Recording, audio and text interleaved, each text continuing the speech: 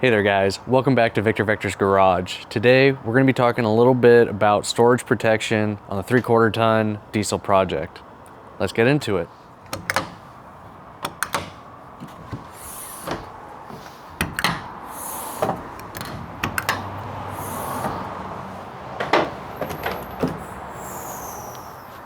Alrighty guys, so I just finished up the install of the EVOa A Adventure top cap by SMARTCAP. Today what I want to go over is going to be the install of this SMARTCAP. Now SMARTCAP has some very good detailed videos as well as a very detailed instruction manual that cover everything that you need to know for the installation of this product. Now what I'm going to do is I'm going to focus more on some of the things that maybe they didn't highlight quite as well, show some videos of that, and then kind of walk you through things that I would do different or highlight the specifics on how to do some of these things that maybe weren't as clear in the instructions as myself personally would have liked. So let's go ahead and talk a little bit high level. This is a multi-piece modular system. The roof is 3 pieces. There are 2 side wings and then the front and the rear cap. So basically it's going to total up to a 7-piece system that's going to be shipped to you in one box. Now the new model, different from the old model, which is what their YouTube video shows, is a 3-piece modular roof design versus a single piece. So it all ships in one box now versus being in 2 separate boxes. So there's going to be a few things that are going to be a little bit different. I'll go ahead and start off with that. So with that change of the 3-piece modular system, it's all shipping in one box, and what you'll need to do basically first thing before you go ahead and start doing too much other than reviewing the product for any shipping damage is going to be registering the product. So what you're going to first want to do is make sure you have this located. There is your serial number located right here that you're going to want to identify so that you can go ahead and put that in and register your product. Once you've completed registering the product, that's when you're going to be able to get access to the instructions. What you're going to do first is identify the truck or vehicle that you're installing your SMARTCAP on, and you're going to go ahead and select that. Once that is selected, it brings you into the landing page, which is going to have multiple different links for you. And from that landing page, basically what you're going to see is tools required, what's included, your assembly and install, as well as PDF version and a few other topics. So what we'll do is we'll first look at the tools required. So you can see that there's a pretty limited amount of tools that you need. And then when we go into what's included, kind of gives you a run through, shows the different components, all the assembly hardware that you need, including the install hardware and your third brake light. Then also we have the assembly instructions, which from here is basically what's going to detail every single step of the process that you need to go through, how to unpack, how to lay out everything for safety, and pretty much go through all of that there. So like I said, really good instruction manual, covers everything that you're gonna need and makes this process pretty easy. But again, I'm gonna highlight a few of those extra areas that I found that could be improved upon. So based on the YouTube video versus the install instructions, basically they say that you're gonna use the box that the 1-piece top comes in, lay it out, and that's gonna be your landing zone for the assembly of the roof cap modular system.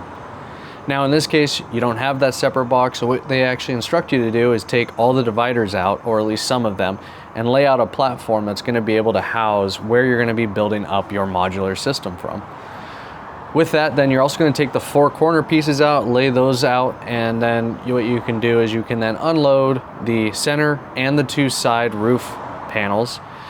Now what you'll have to do is you'll have to disassemble the 2 outside panels because they do come joined just for shipping. So you'll disassemble that, separate them, and then put those on either side of the center panel. Now, it doesn't say that there's a specific orientation that those need to be, if they can be put on either left hand or right hand, or if they should be flipped and put on the opposite sides. What I did based on what I thought looked right is there is a part number that is laser cut out of the sheet metal on both the center as well as the 2 outside panels. What I did was I made sure that they were all on the same side.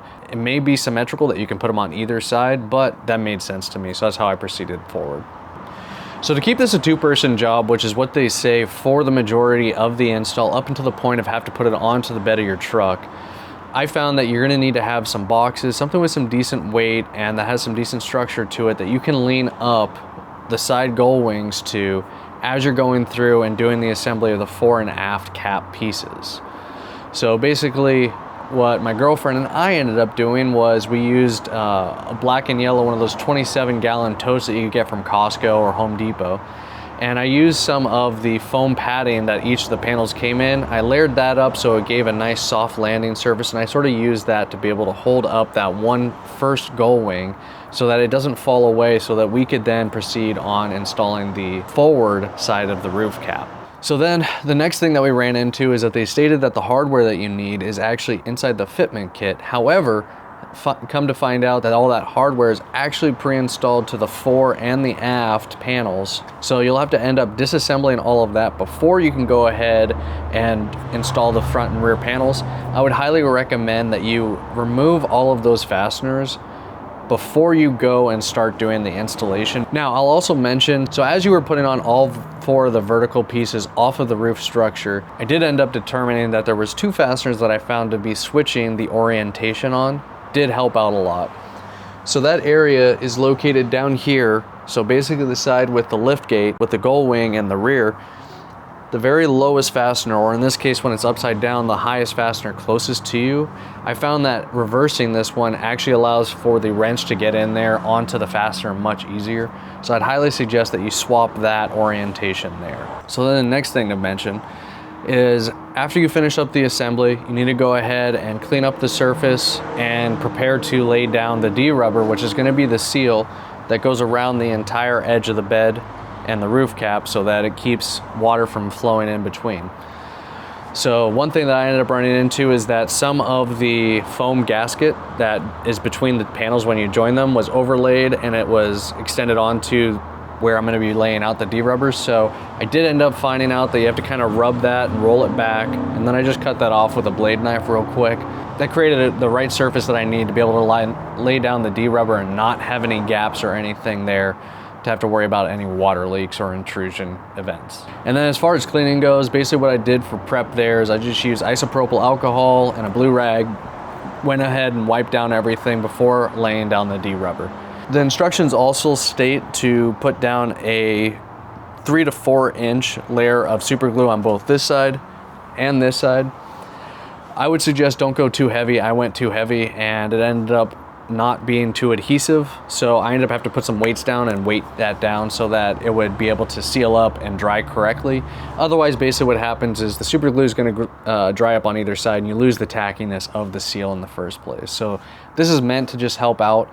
Now, my personal opinion, I think that the D-rubber adhesive is good enough on its own, but they do suggest this, so that would be my suggestion. Just keep it a little bit lighter, don't go too heavy. All you probably need to do is just one nice little bead along that entire edge and then set it down. Should be good. Then the next thing, after that, you're gonna place down those rubber squares. Now what I did was I looked exactly at the instruction and it showed them being placed up close to the D-rubber. If I were to go back and redo this, I would probably center it between the D-rubber and the flange of the mating surface there. Reason for this is when you get inside and you start installing the clamps, the rubber spacer is too far outboard for where the clamp can reach, and what happens is it causes the flange to deform and flex down. So not really ideal. I think what I might do, if I were to give a suggestion back to SMARTCAP, what I would do is I would give double the length of those spacers and allow them to go the full width.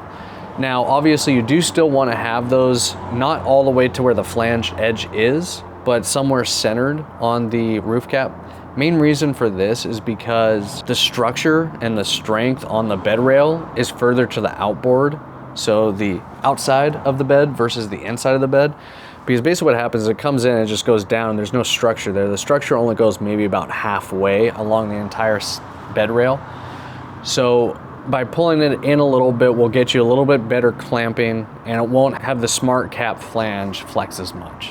And then also for the seal that goes on the front top end of the bed closest to the cab, what I did was I put it as far forward closest to the cab versus back towards the edge of the bed that then slopes into the bed. I think if I were to go back, I would actually pull that and put it to the back side or into the bed side rather than the cab side of that. Main reason for that is when I was putting the bed cap on, if I pulled it back further, then I would have an air gap there and I could see it. So if I would have put the seal further back, it would have allowed the bed cap to be a little bit further back and get a little bit more space from the top of the cab. However, I do feel confident and comfortable with the spacing that I do have. I have about 1 inch, maybe a little bit more of space between the top of the cap and the top of the roof of the cab. And then when it came to flipping and lifting the roof cap up onto the bed, what I ended up finding out to be a good way to do this is, so one, I had to move it from inside the garage outside, and then we went and rolled it. Rolling it wasn't a big issue, but thinking about how can we get it up onto the bed was gonna be a little bit of a challenge. And they do recommend you don't wanna drag it or slide it because you will damage that D-rubber. So what I thought of was grabbing a couple of 10-foot 2x4s, laying those out, and then we were able to then use that to be able to lift it. We put it up onto sawhorses, and then from the sawhorses, we were then able to lift it and put it onto the bed rail. So it was my stepdad, my mom, my girlfriend, and myself trying to lift it up. We were able to get it up onto the sawhorses without any issue, but once we went to go and try to lift it, it was too heavy for my mom to be able to lift it up over her head. So what I did was I just got underneath, and I was able to use it basically as like a squat rack, and I used that 2x4 to be able to squat and raise the roof cap up to the right height. And then my stepdad and my girlfriend were able to lift and get the front on, and then once we got it up there, we were able to slide it in until we got the rear 2x4 on. With that 2x4 there, since it's on the flange, the little turn down of sheet metal of the roof cap, you don't have to worry about the D-rubber in that case. And that also allows you to be able to slide it forward, which does help for getting the final positioning set up. And then once we did have it kind of in place, what I did was I lifted up inside, we slid out the 2x4s, and then I set the final alignment. Basically what I did was I used the inner flange here to the side of the bed rail. I did this on both sides, and then I did it fore and aft in the bed.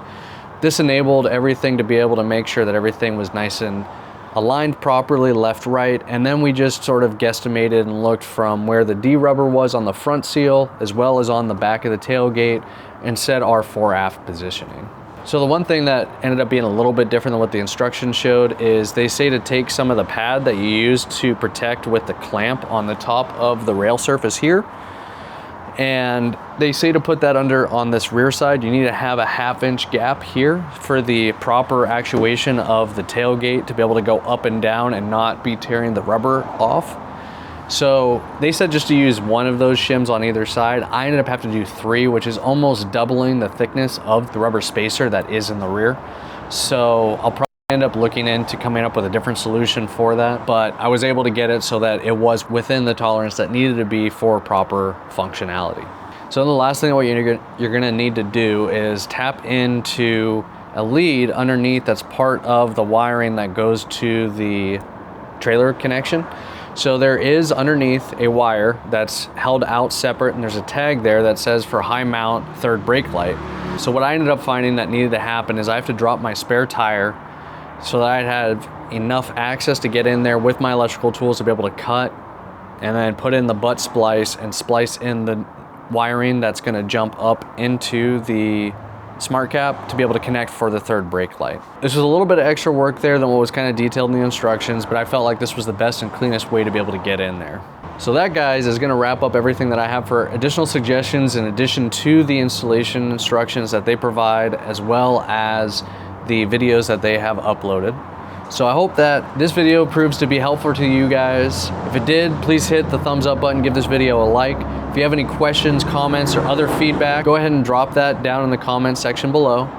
I'll go ahead and put a link to the videos as well as the instructions and everything else that I can in my video description.